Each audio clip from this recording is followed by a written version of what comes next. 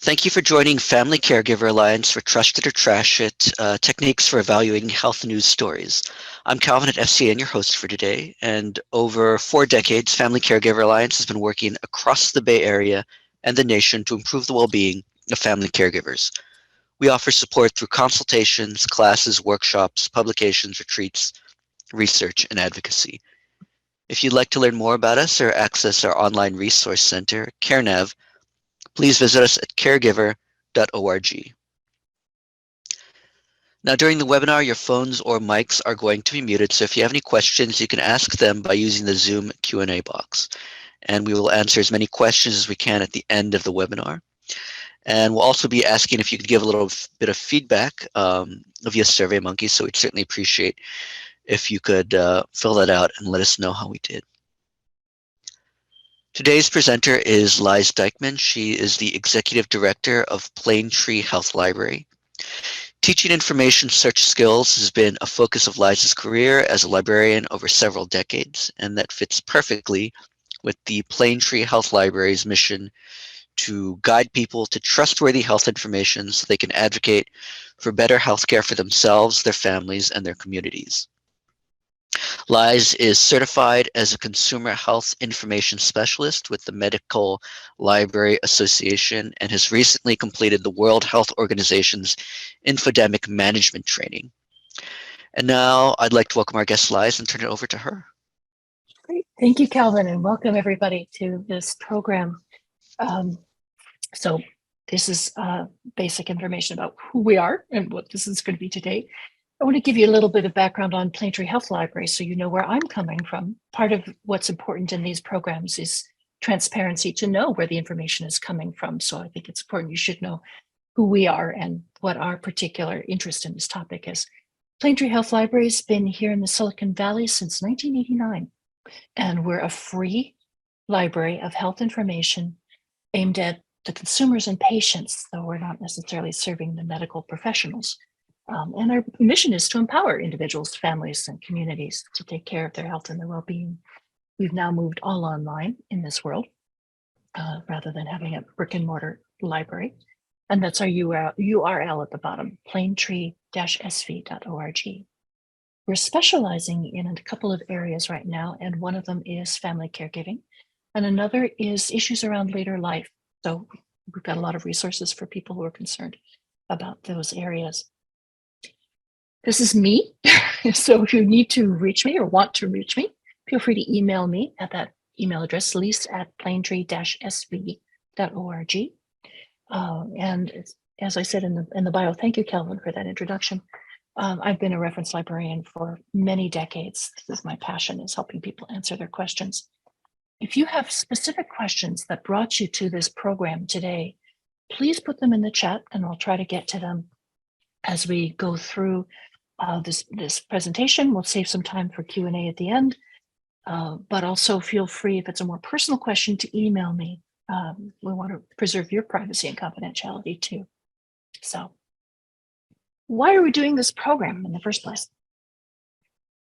One of the things that we've found over the years, and by we, I see the practice of medicine in the United States, and actually in this case, this is worldwide, being able to find accurate and relevant information is one of the most powerful tools for good health outcomes. Good health outcomes is statistician speak for people staying healthy. So we all need accurate and relevant information to be able to take care of ourselves and our loved ones. In these days, we're drinking from a fire hose, as someone put it, with online information, as opposed to back in 1989 when Plane Tree first started, when health information was a lot harder to find if you weren't a professional. These days, we're drowning in it. Finding information about health matters is incredibly easy. But finding accurate and trustworthy health information isn't. That's the next step. And I'll be talking a little bit more about the specifics and techniques that librarians use, reference librarians use, to decide whether or not we recommend something to someone who comes in our door and has a reference question. So I'm giving you those tools. A study that was done back before the pandemic by Google found a rather shocking number of health news stories weren't accurate.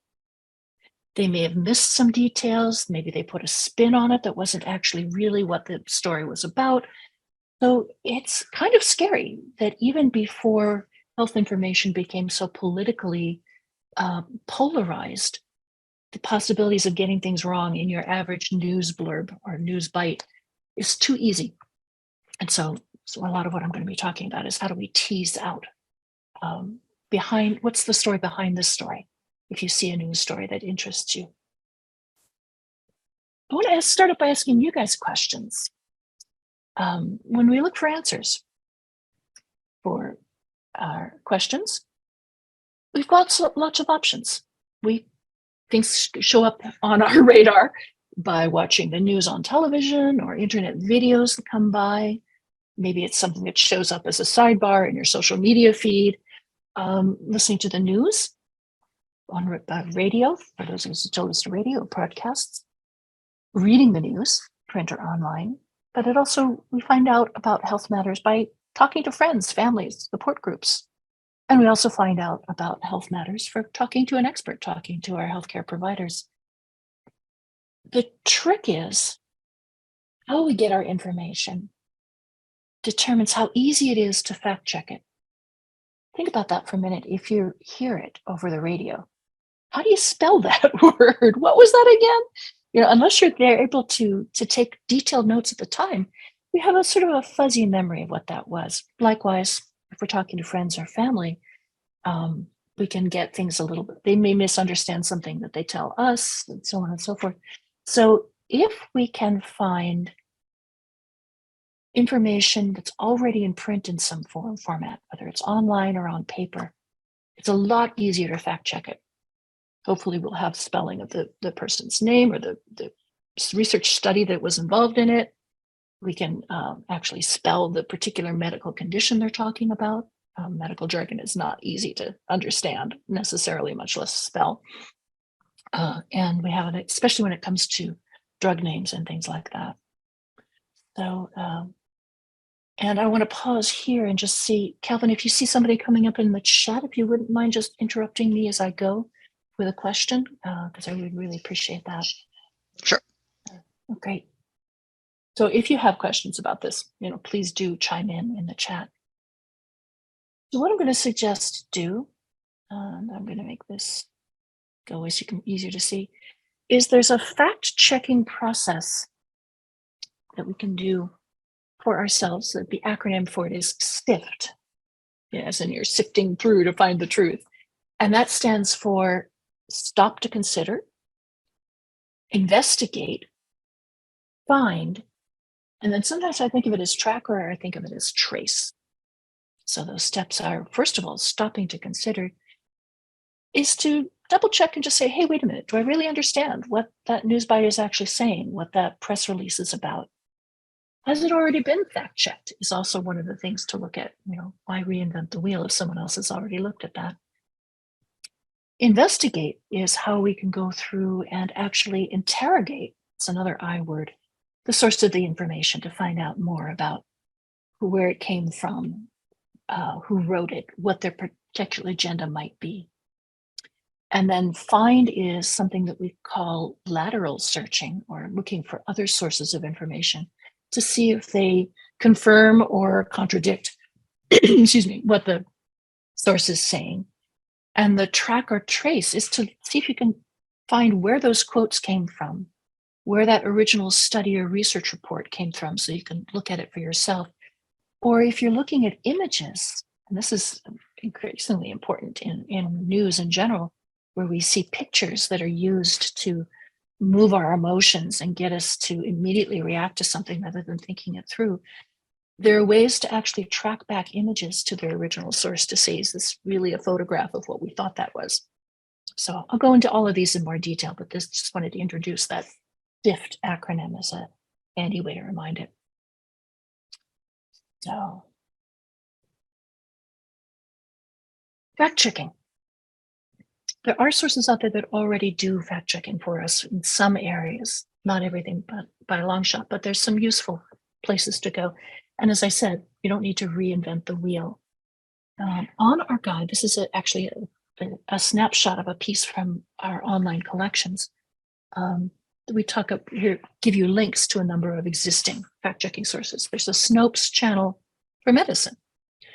The Kaiser Permanente Foundation, not the healthcare providers, but the foundation that they spun off, works with PolitiFact to do a fact checker for things that have political implications. So, for example, the current budget deliberations are suggesting changes to food stamps, and there's a lot of people talking one way or the other about this is great, this is horrible, da da da da da da.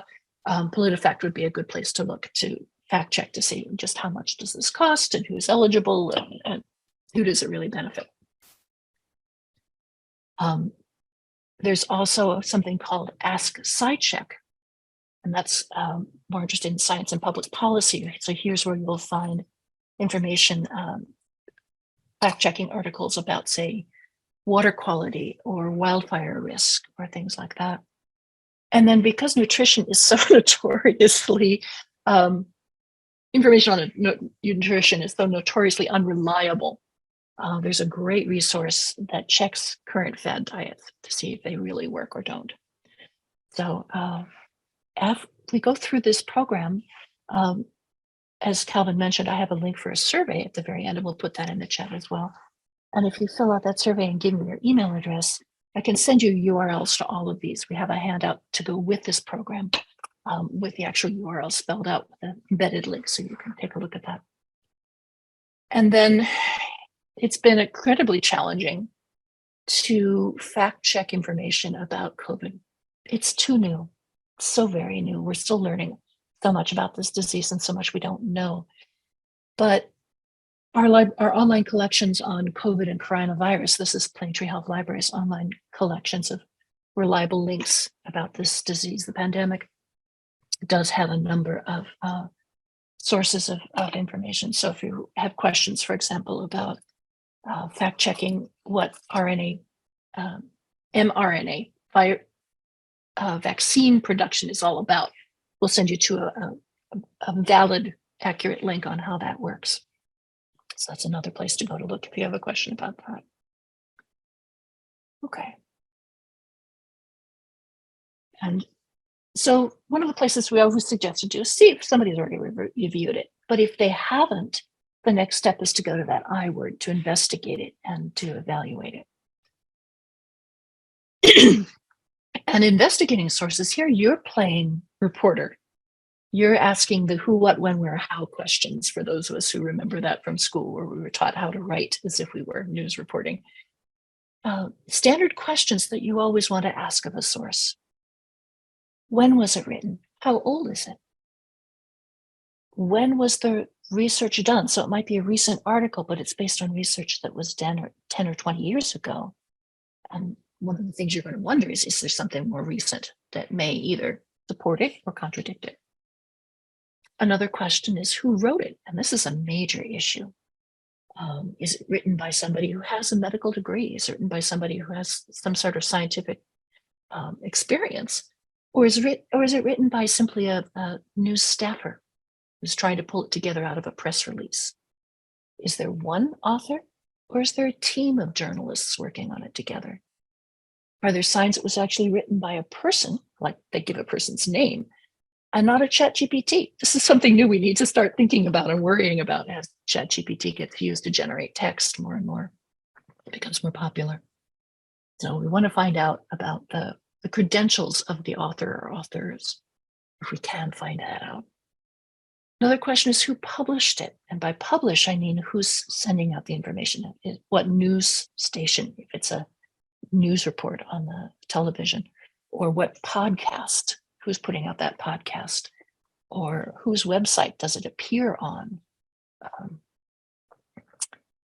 So all of those are what we call under the umbrella of published, because obviously it takes work to do that and it's effort. And most organizations publish for a reason. So you need to figure out as the consumer, what's their reason? What's their purpose in doing this? What's their agenda? FCA produces websites on resources for family caregivers because it's their mission to support family caregivers.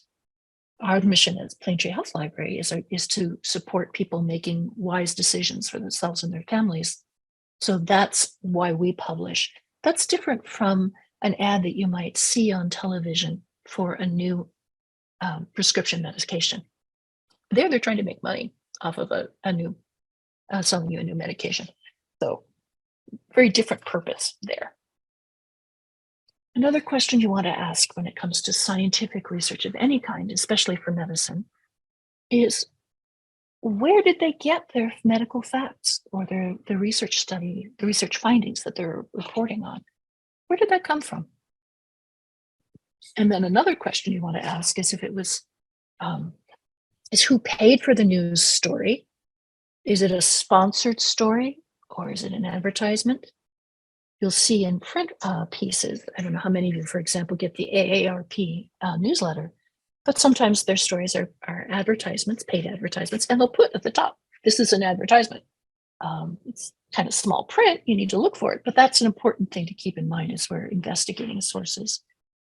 Or in social media, I don't know about you, but on my Facebook feed, on Plain Tree's Facebook feed, we're seeing a lot of sponsored posts showing up, pretending to be things that we're following. And it's to generate the advertisement revenue for Facebook. That's their business model. But I wouldn't necessarily take that as being as reliable without investigating it further. And then the next step when it comes to science, particularly to medicine, is who paid for the research? And there you can get into some well-known scandals actually about who paid for the research. Most of the anti-vaccination claims go back to a study that was done decades ago now of someone who had a business in creating an alternate vaccine. And so it was in his interest to prove that the vaccines that were currently on the market were harmful. And that's caused a lot of grief. So it's worth tracking that back if you can, and I'll show you how to do that. So there's a series of questions that we use called Trust It or Trash It. It's based on the work of another organization who created a wonderful tool for this purpose that goes into more detail. And here's the section from our websites that go through what are the Trust It or Trash It questions. And what I like about this particularly is you can almost give things a score if you're not sure. You know, is it a +1 or is it a -1? And then add it up, because usually it's never all white or all black, all good, all bad. But there's usually a little bit of both, and then some red flags and some other things that are very compelling reasons to believe them. So for my use and when I work with other people, I do this sort of mental calculation and see what those scores add up to. Yeah. So for example, when was it written is one of those questions I mentioned. And what's recommended here is if it doesn't give you a date, vote to trash it, give it a thumbs down. If it's recent, it's more likely to be believable. If it seems out of date based on what you already know, consider trashing it, and so on. This goes into much more detail with what I mean by these questions. I ran through them pretty quickly on the last slide, but who wrote it? If the authors are listed, but they don't work as a health professional, consider trashing it. If the author is a journalist with a science background, you consider trusting it. Or sometimes you'll see on web pages and in articles where there's someone with a medical degree who has actually reviewed the article to make sure that it's accurate information. Give that a +1. What are the sources of the medical or scientific facts? Again, more detail of how that works. If it's talking about personal experience or opinion, vote to trash it. It doesn't mean that personal experiences are wrong. It doesn't mean that your cousin telling you about their experience with kidney stones is inaccurate or isn't relevant to you if you've been diagnosed with kidney stones. But it's not fact, and it might not be directly relevant to you or to the person you're trying to care for. If it's from a research study that's been peer reviewed, that's another key phrase. Consider trusting it. if it discusses several different scientific studies from different research projects or authors, that's a vote to trust it, and so on. There's an interactive quiz that you can work through this if you're a person who likes quizzes, and there's the URL for it. And there's also a Spanish language version of this. So for those folks whose Spanish is their first language, that might be more useful. And so on. I do want to call out the very bottom one, that's who paid for it. If the funding or the sponsoring group is a government agency, like the National Institutes of Health or like the CDC, or an NGO, NGO is a non-governmental agency like the World Health Organization, or an academic department, if this comes out of a university medical school, that's often a vote to trust it a little bit more. And that got cut off at the bottom of the page, so I wanted to call that out to you guys. Okay. Even though the source is someone that you might consider to be trustworthy, like the CDC or the Food and Drug Administration when it comes to drug safety, it's always a good idea to find out what's the original source for that information.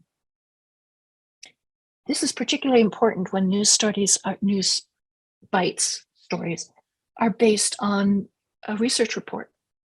Is see if you can find that actual research report. Look for the original study. And I'll give you an example of how that can play out in our questions. And yes, you can do this even if you're not a scientist, even if you're not someone who is a medical professional. There are ways to track those down. I'll explain that in a little bit. And this is where those errors come in. That's that famous Google study that was done of inaccuracies in health information, is where things were reported as being much more promising than they actually were in the research study, because they didn't really look at the numbers and the statistics carefully enough, or because it came out of a press release from somebody who worked for that research agency who wanted to tell everybody else about how great the work is doing and therefore please give us more grant money. So again, you need to take a look at that if you can. This is what we mean. Then we also talk about investigating in the F, finding is what we call search laterally. And that's not just looking at the original source, but what do other sources have to say about it? Can we find similar studies? Can we find similar information, sources of information that talk about this medical condition or other issues involved? And what do they have to say about it? It's a way of saying, what's the consensus among science? Are there conflicting studies? If your Google searches turns up something that might be a little bit different, you're going to do that same investigation process of that conflicting study and say, wait a minute, what's up with that? Is there anything more recent? And I'm harping on this because science is constantly reevaluating what they know. Science grows in little bits and bites, sort of a step here and a step there, and 3 steps back and 2 steps forward. And so how recent something is, it may be referring to something that everybody, quote unquote, knows, but what everybody knows might not actually be true. And there might be something more recent that chips away at that. They're constantly looking at their assumptions in medicine and in science in general. And so the more recent is going to be an opportunity to find those chipping away at those assumptions. When it also comes to medical care and what the standards of care are for something, those are constantly being updated. I don't know how many of you take a baby aspirin to protect your heart, or have a family member who does that. And that was considered to be standard practice. But recent studies have found that that's actually not that helpful. And so maybe it's not a good idea to be taking aspirin that you don't need, especially if you have issues around potential blood clots. So always look at the date, always see how recent something is. Another thing to look at is, when I mentioned investigating the author, is what else does that author write about? Does this person have a medical column in the New York Times? Are they the nutrition columnist who always writes for a well-known journal? Are they part of a research institute that's constantly looking at things? Did this come from a perfect example of that is Dr. Anthony Fauci, who has been involved in studying infectious diseases since before HIV crisis hit. And so he's been working on this for decades. He's pretty knowledgeable about how infection works in the body, as opposed to someone who may be a politician or may write about other things. So that's a credentials question and a validity question or authority question. And let me just back up once here about searching laterally, because I want to make sure I cover everything. Yeah, I did. Okay.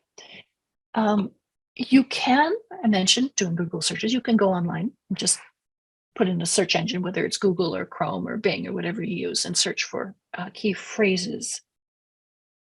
But that's going to make a lot of extra work for yourself. It's far better to start out with sources that are not commercial, that are trustworthy and authoritative. You're not going to be drowning in information that might be contradictory or might be hard to understand. This will give you the context and the comparisons of what is currently standards of care or what's already known about something. And I'm going to point out some sources that I highly recommend you start searching in those sources rather than to just type in terms in your search engine. And yes, asking Dr. Google is a rather tricky question. I'm particularly concerned because both Amazon and Google are now offering services to provide health information. They've got a lot of data, they've got access to a lot of resources.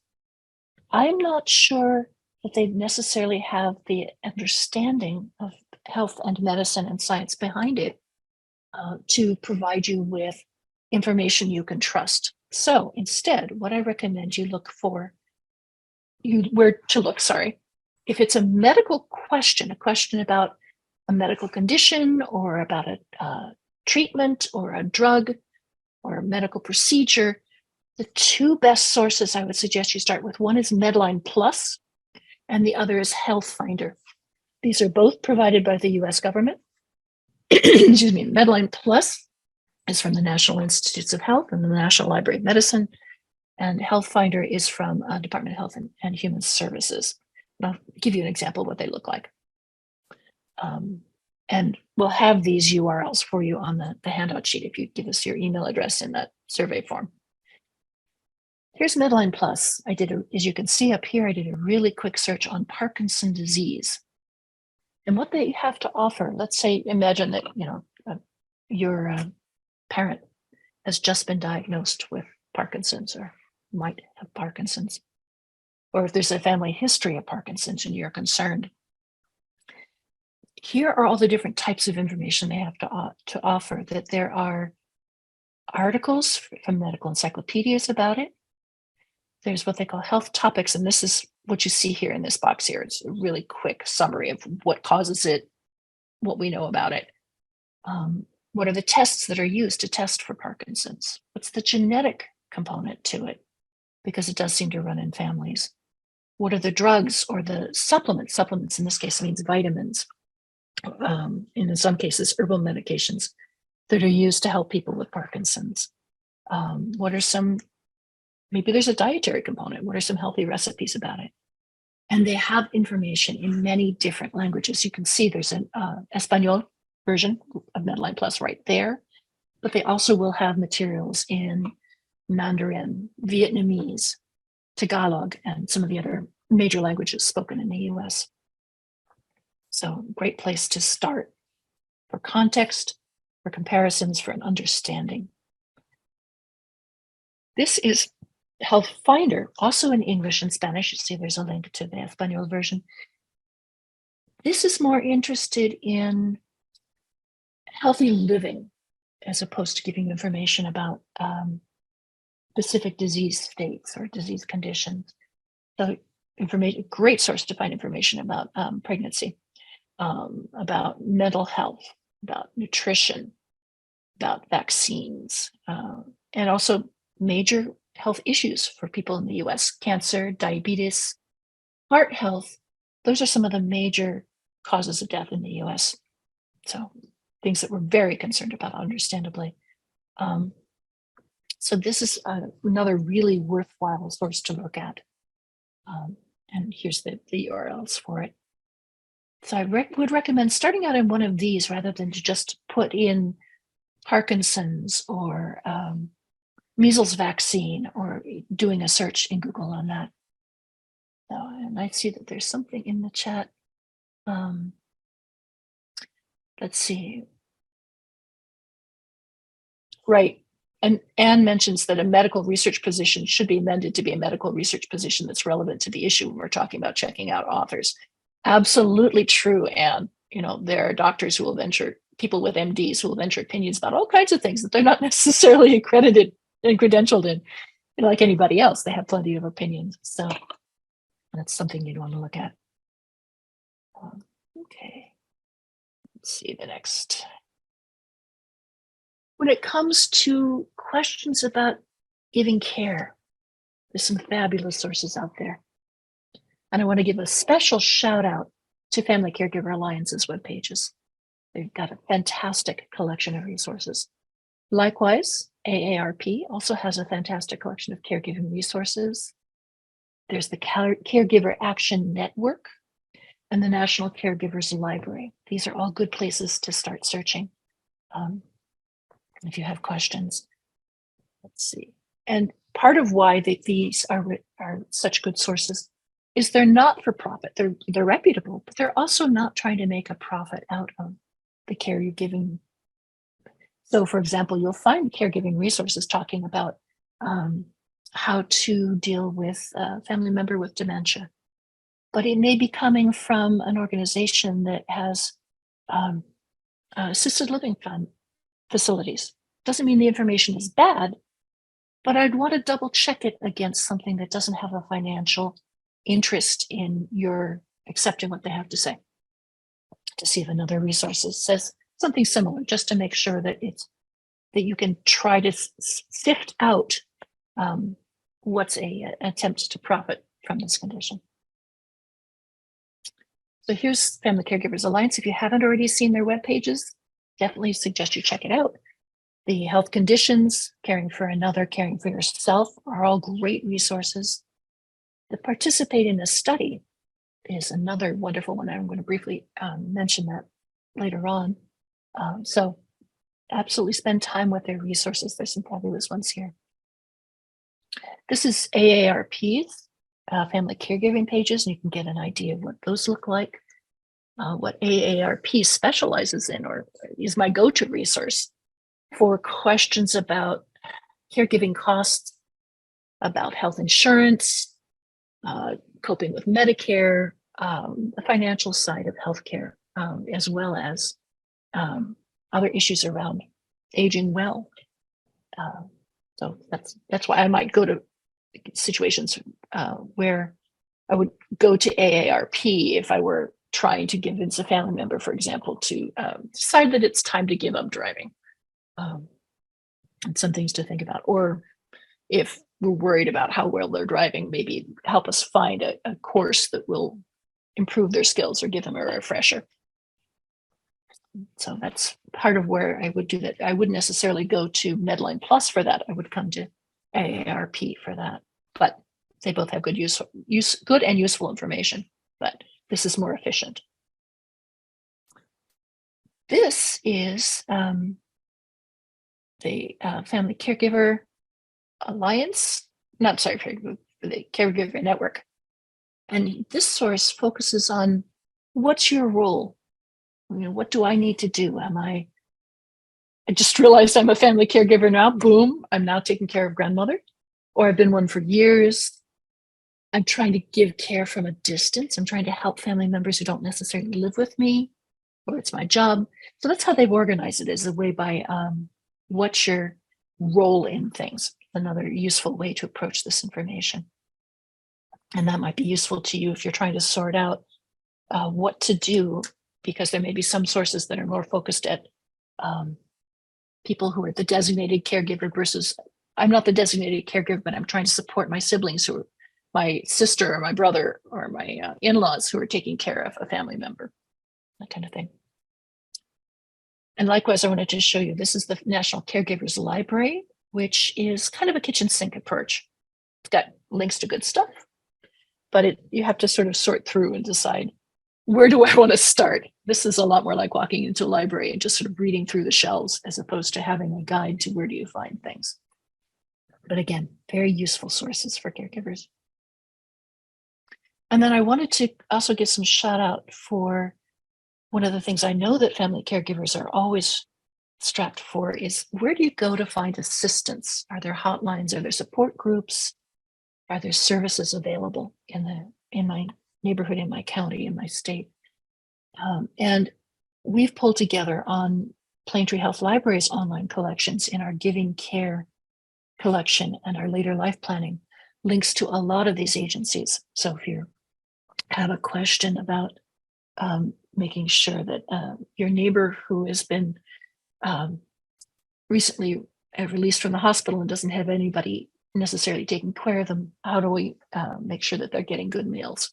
You know, how do I connect them with Meals on Wheels?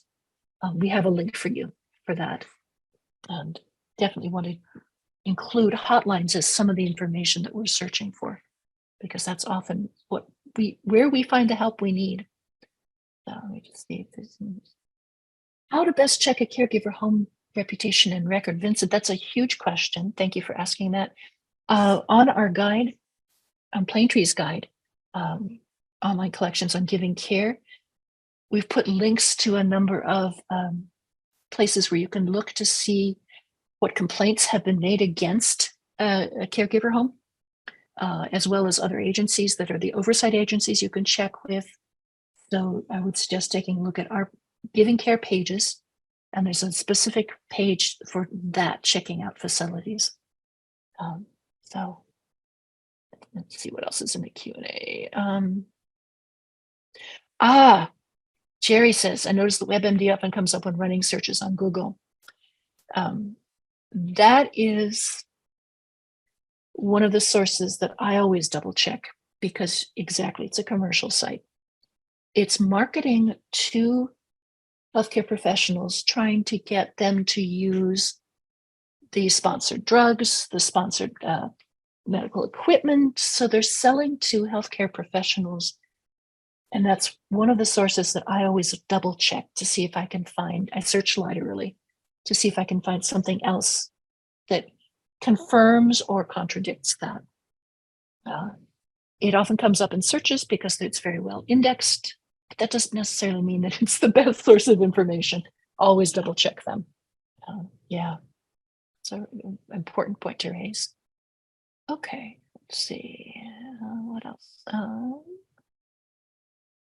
Just close all those up. Questions about how do you find support groups or agencies or particular help with a specific issue? I would, if this is something that you think you're going to need to find out, I'd definitely say to take a look at our Giving Care page, online collections, our web pages on that, our later life planning pages. We also have a specific page for what to do in emergencies if you have a medical condition. And this is something that the last couple of fire seasons made it really clear that we needed to have resources for people who have a medical condition, who might need to evacuate. You know, let's say you have to evacuate and you need dialysis. What do you do? Or let's say you have a family member with dementia and there's danger of flooding or fires, and what do you do with them? So we also have a set of resources for those as well. And I strongly suggest you take a look at that if that's a concern for you. Okay. Great. So I wanted to walk you through an example of how using the SIFT technique. How do you decide when you've found enough to decide to evaluate the information, decide whether to trust it or trash it? And also, because you can easily start going down a rabbit hole, how do you decide when you've found enough, when you've been looking for something, to pull yourself back out of that research rabbit hole? So here's the example that I picked, which is one that I think started out with something that most of us might say, that's a little sketchy, but here's what can happen when you find. So this was a story that appeared in an online news source, 2008, so a while back. And someone was building a business saying, if we use this helmet that doses people with infrared light to help avoid or slow the onset of Alzheimer's. It's not quite your tinfoil hat, or the Ray-Ban helmet, but it sounds kind of science fiction-y to begin with. And this is the news story that came out of this source. Some of the things that immediately strike me as a trained research professional as red flags is phrases like, scientists say, who says? That's like saying people say, right?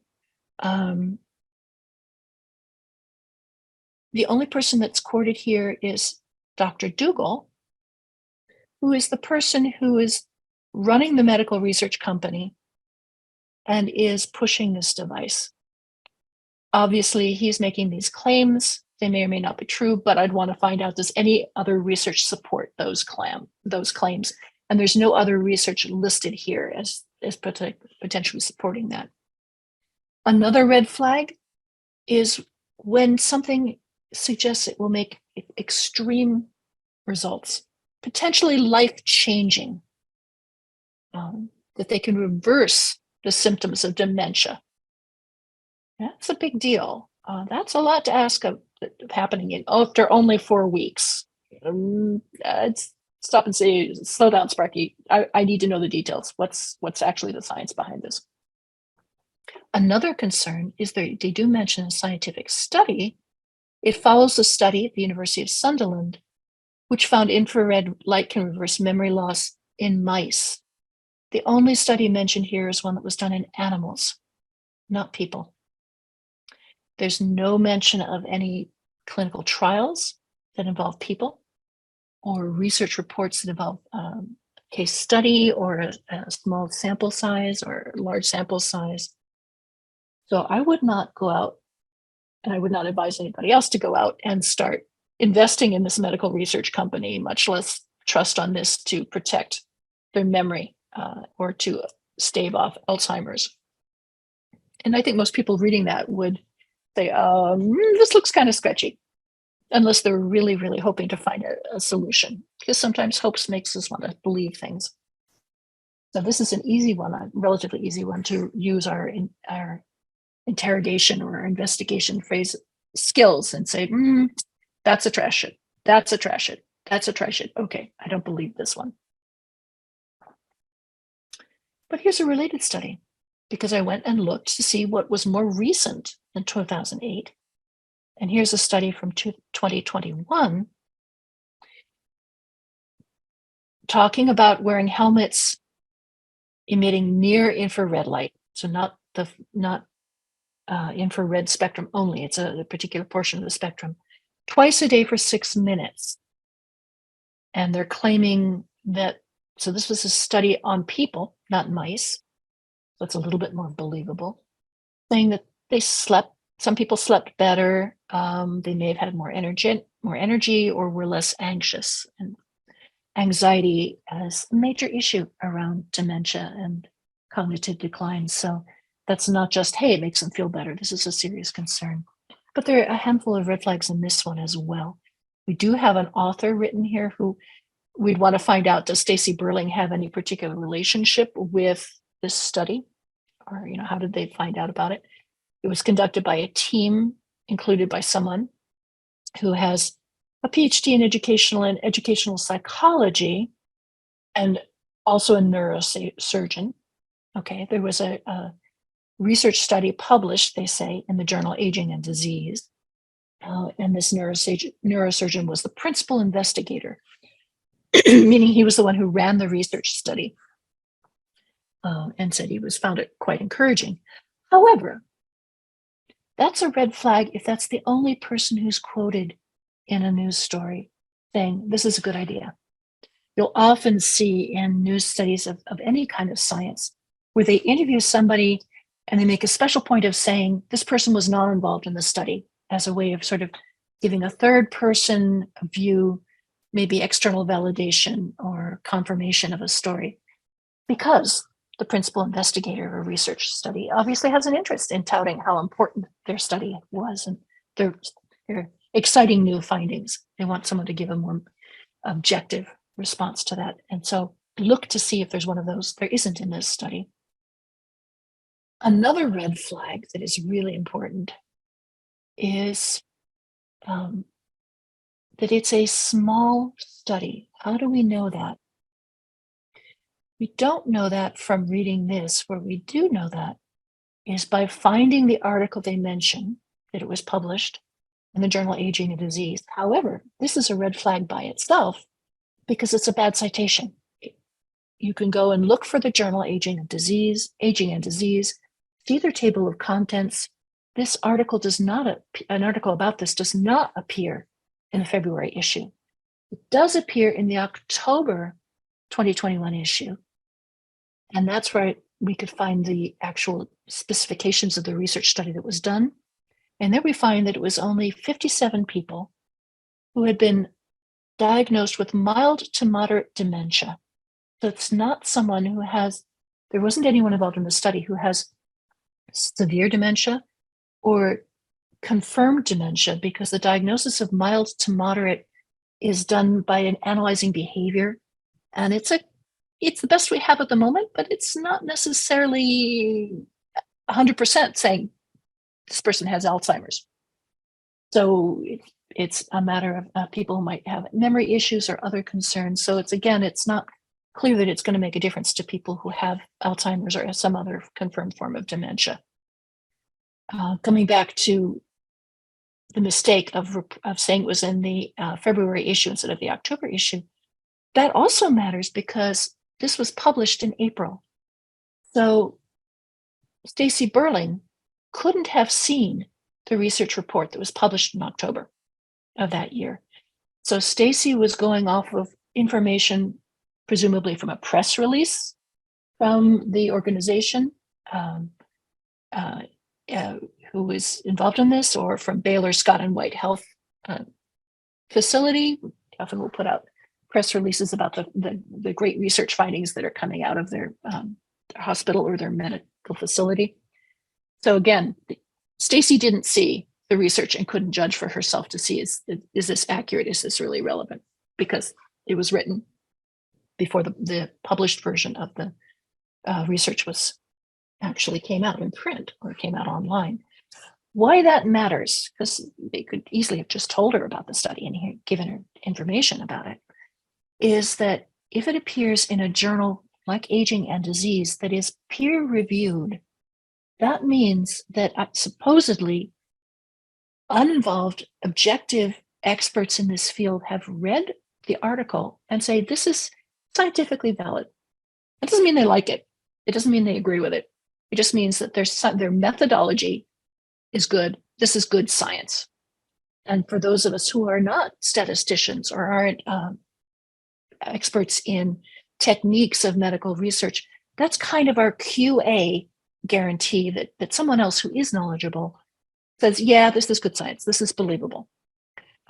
And so Stacy could not, since this article was peer reviewed, Stacy didn't have advantage of that peer review process to know whether that is believable or not. So these are all red flags in this particular story. Yeah, Cindy pointed out, yeah, exactly that time delay there. Right. FDA's criticizing, Brenna points out that commercials because it's not based on critical research. Absolutely. Anne mentioned, and this goes back to a previous question, is there a site to find out about pay for caregivers coming into the home and the legalities and tax implications it involves? Yes, there are a handful of sources that are really helpful with that. And Plaintree Health Library's collection on giving care does talk about that. We have some links to resources for that. So, great. So that's what we found so far, but I didn't give up there because there was a little bit more.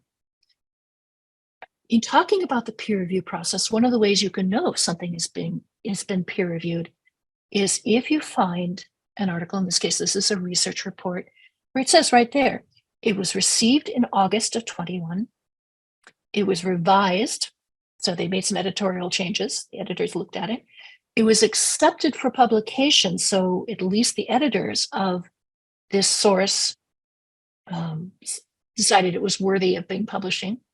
It was in a special issue of Modern Development in Transcranial Magnetic Stimulation. It was a special issue revolving around this particular medical technique, and tells you when it was published. So there was a process of being edited and reviewed. It doesn't say right off the bat this was peer reviewed. If you look at it, it may talk about that in that phrase, but at least someone else looked at this, not just the authors and a publicist or a communications professional. It gives you the author's names. It was in the journal Brain Science. Here's the link to that particular article itself. And just as a little bit of tidbit of information, if you see a URL that has a DOI in it, that's document identification, which means that if you type in, if you have a DOI number that looks like this one, it means you can search for that and always find it, even if the web page changes for the journal Brain Science. It doesn't mean you'll necessarily get the full text. Sometimes these are stuck behind a paywall, but it's always worth looking. Other things in here that make me think that this is more trustworthy, and this is not talking about infrared, by the way, this is talking about magnetic stimulation, but it's a similar idea of using wave energy to enhance or restore memory. One of the reasons why this is more trustworthy is that it reviews multiple studies. How do we know that? We read the abstract. The abstract is the author's summary of it. And there's some more text in this that I didn't copy. That's what the snip means. There was some more stuff between what you see here and the beginning of the abstract. It's talking about improved memory or treat memory loss could enhance independence, so why this matters. And it's talking about, in this review, we discussed the current state of the literature. Oops, sorry, let me back up.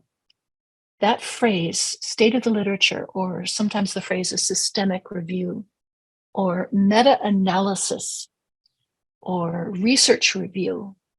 This is where the author of that piece has looked at more than one study. It's looking at a bunch of different studies and is trying to condense from that, what do we know? So that's another reason to trust it.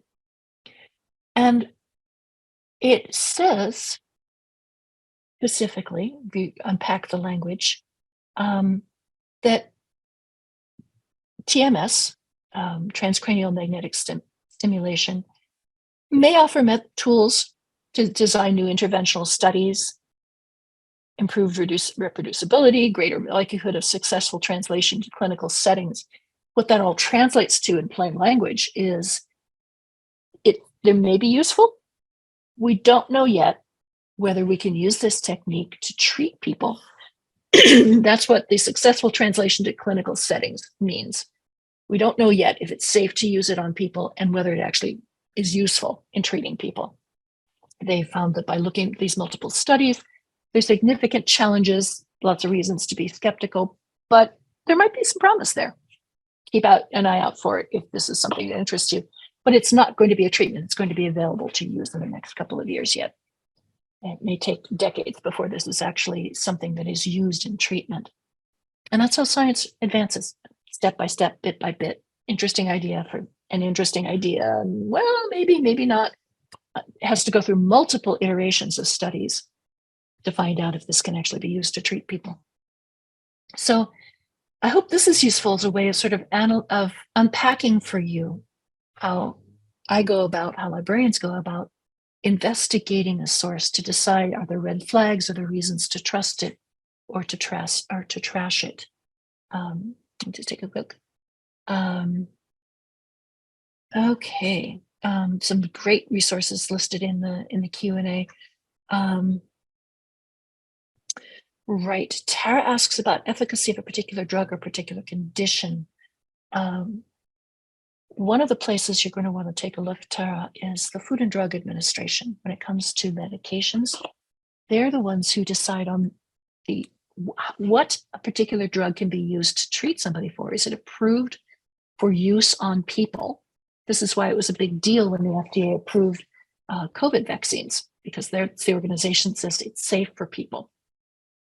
But there are other sources to look at, and I'd encourage you to actually email me directly with the name of the specific drug, and I'll help you find some sources on that, because there are some other places to look for clinical trial information and find out what the results of those clinical trials have been.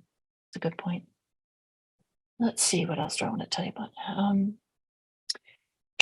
When you do read research reports, there are a handful of things that are red flags, as I mentioned before. Look at how big the study was. If it's under 100 people, it's not clear whether those 100 people are really statistically relevant or not. You can trust more studies that involve thousands of people, what they call large cohort studies, or go over a long period of time. So it's not just a snapshot of what happened within a month or 2 years or 3 years, but over multiple years. Also, to be skeptical of studies where the research was done with cells in a petri dish, that's called in vitro, or animal studies. Those are used to test out research ideas before we ever apply it to people to see is it safe for people. But that's not enough by itself to say, oh, this works because it works in mice or it works on cells in a petri dish. Another thing to look out for is studies that are done without anything that's called a control group. There are different kinds of control groups, but that's to see whether this effect might appear in people who did not have whatever intervention it was. So they didn't measure in that study of either the infrared light helmet or the TMS helmet. They didn't match the people they studied with that technology against people who had many of the same characteristics, a close enough match as they could, that they didn't use the helmets on, to see if there really was a difference, whether the helmet made a difference or not. If a control group did appear in the research study, they will say that in the abstract. So if they don't mention a control group, that's a thumbs down. Okay.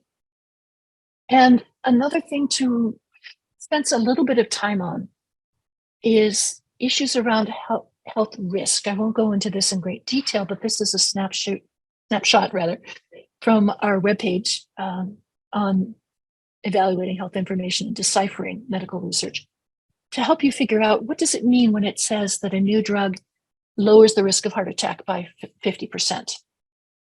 And that's, you have to not just look at that, cutting it by half, but what was the risk, the absolute risk, the general risk in the population, to see what a difference it might make. So if you're confused by that, and most of us are, or we've seen like 1 in 10 or numbers like that are often used to explain how important something may be or how useful something may be.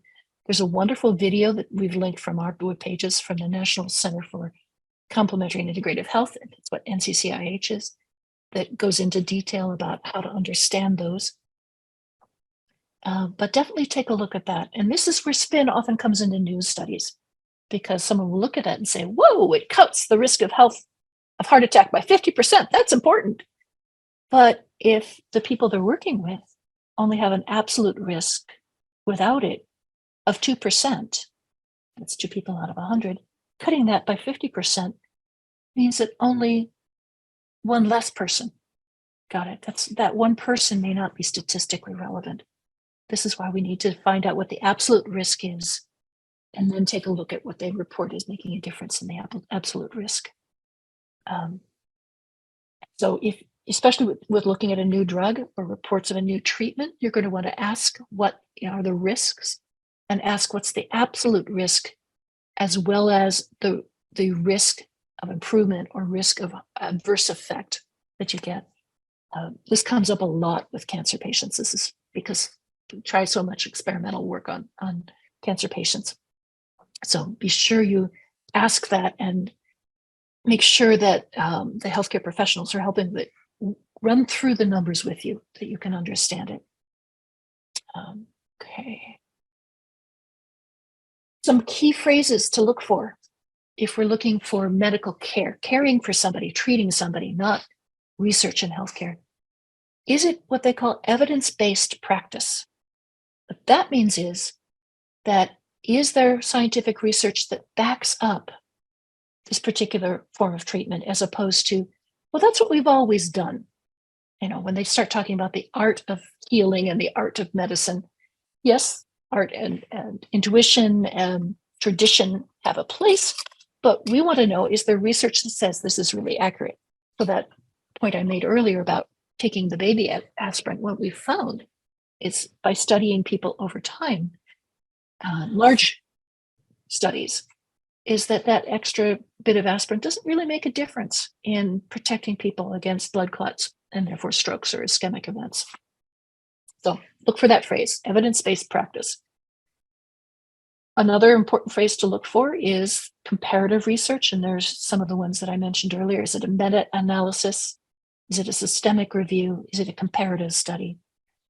Another key phrase to look at is best practices. Best practices, by definition, have to be evidence-based, but it also means that it's best not just because there's scientific research to back it up, but it takes other factors into consideration, like adverse effects. You know, does this backfire on people? Is it particularly expensive? Hopefully they've looked at that. Not enough times do they, but best practices should look at how expensive is this treatment. Is it going to basically impoverish somebody if they have a particular kind of rare cancer and need a particular kind of treatment? So another important key phrase to look for. And that's all explained in our collection on deciphering medical research, where a lot of this came from. There's the URL for it. And I want to wrap up, since we've passed the hour, thank you for sticking with us this long, is something to always keep in mind. People are remarkably diverse. So you may find medical information that is absolutely accurate, absolutely trustworthy, but it may not be the right thing for this person because people are so diverse. Make sure that if you have a concern about your health or someone else's health, bring it to their healthcare team and ask them, is the information that I found, is it correct or is it relevant for this person? And also, please don't diagnose for yourself or for your loved one. It's really tempting to see, oh my goodness, grandma's hands, she's got a tremor now. Oh my God, that means she has Parkinson's.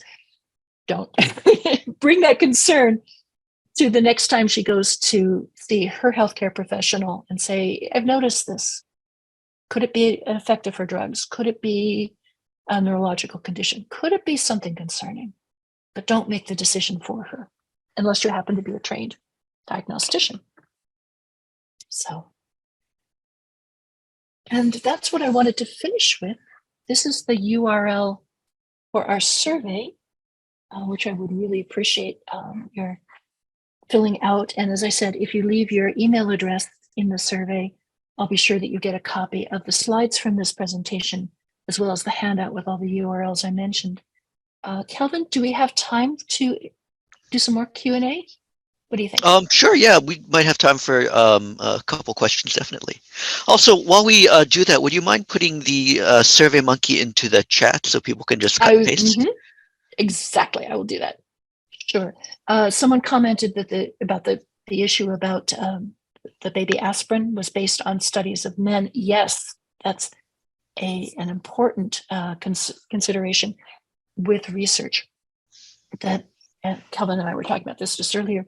There's a lot of bias in medical research based on who do you look at. Does it make a difference to that person or not? A lot of healthcare research, particularly around the big issues in the big 5 sources of mortality in the US, heart attack, stroke, hypertension, were done on men, especially drug studies, because for the longest while, it still is true, there's caution about studying the effect of drugs in women of childbearing age, because there's fear that it might actually cause a problem for the pregnancy. And you don't want to do any harm. But that means there's this big gaping gap. Does this work on women? And we're just starting to find that. There's also issues of the big gaping gaps in medical research. Does this work on people who are part of a minority population? Because most of the research has been done on middle-class white folks. They're the ones who are pulled into the clinical studies. There are some very valid reasons for people of color to be very concerned about potential abuse of medical research. But without having any information about their experience, it means that the hypertension guidelines may not be appropriate for Black people, or the cutoff point for potential for looking in medical tests that says this person may be liable for kidney disease. They're finding that there are actually genetic differences in people of color, and the information that we have on that may be over diagnosing people of color as being potentially having kidney disease, or underdiagnosing.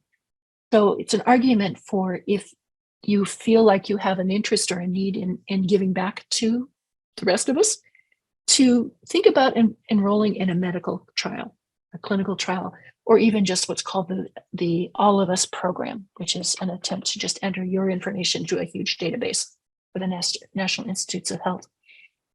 I'm going to stop sharing so that I can add stuff to the chat, those URLs. So let me just do this, and let me pull up that URL for the survey. And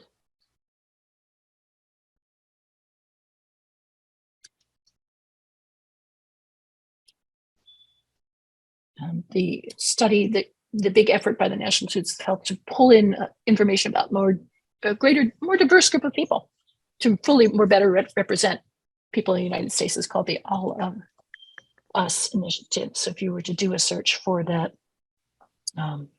putting it inside quotes for that phrase, you'll pull that up. Let's see, other things. So yeah, Brenna's point about gender issues are a factor, absolutely. Mentioned potential racial bias, potential gender bias in research. There's also bias by income. You know, who can afford to get these treatments? Who can't afford to get these treatments? Let's see what else is in the we have in the Q&A.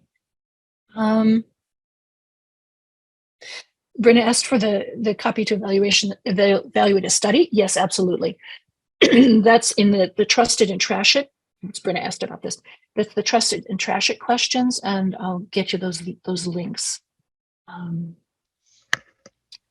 Right. Brenna also mentions contact the Alzheimer's Association. Absolutely. Support groups can be a wonderful source of information, but again, go through the trusted or trash it process and look for the original research study rather than just taking it on word of mouth. What else? Okay. Does any other questions people have? Do you want to put them in the Q&A or the chat? You know, I had one question that was asked beforehand, and it's a pretty good one. They wanted to know if you had any tips for aimed at people with limited, well, as I put it, limited critical analysis ability for discerning truth from trash. I would use those questions. Oftentimes people, they have this attitude of, well, it's in print. They wouldn't put it in print if it's not true. But I think if anything we've learned in the last 10 years, that's not necessarily the case. So an encouragement to always ask questions, always be critical, and use those trusted or trash it questions to see if you can figure out an answer for yourself. And I would strongly recommend also talking it over with the folks at your local public library, the reference librarians there. Or you can also always email me, since that's part of what Plaintree Health Library does, is help people sort through the health information that's out there to see if you can get some assistance. But again, don't take my word for it. Let's work through those trusted or trash it questions together so that you can be sure that you think it's believable. There is something called confirmation bias, which is that we tend to believe things that matches our pre-existing opinions. But I think being with you, working through those questions can help us chip away at that confirmation bias. There. You're all very welcome. I hope this is information that is going to be useful to you. One of the links that I'll be sending the folks who give me their email address in the survey is the link to our webpages, Plaintree Health Library's webpages, specifically about evaluating health information. So that's where you'll find a lot of these resources linked and explanations. We also have an explanation on that page for how do you read a medical research report. You don't read it the way you would read a book or a news story. You don't start at the beginning and work your way all the way down. It's best to jump around and decide is it worth my trouble to actually try to decipher this? And we show you how to do that, as well as links to medical dictionaries to help you understand what they're saying, what the jargon may be.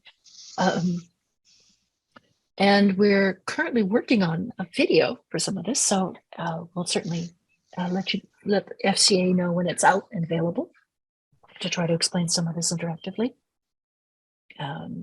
Question I have for you, was it useful for me to walk you through the infrared helmet stories to see that in practice? Was that helpful to you to see what kinds of questions to ask or what key phrases to look for? So yeah, I think that's all the time we have for today. And okay. Sorry, go ahead. No, go ahead. Yeah, I'd also like to thank you for joining us today. Our webinars are free. They go on every month. So if you'd like to learn more about our webinars or about Family Caregiver Alliance, please visit us at caregiver.org. And special thanks to our guest, Lise, for sharing her expertise and all that great information with us. So I hope everyone will take care, and we hope to see you next month. Thank you. Thank you for this opportunity, Calvin. I really appreciate it. And here's to our all good health. Take care, everybody.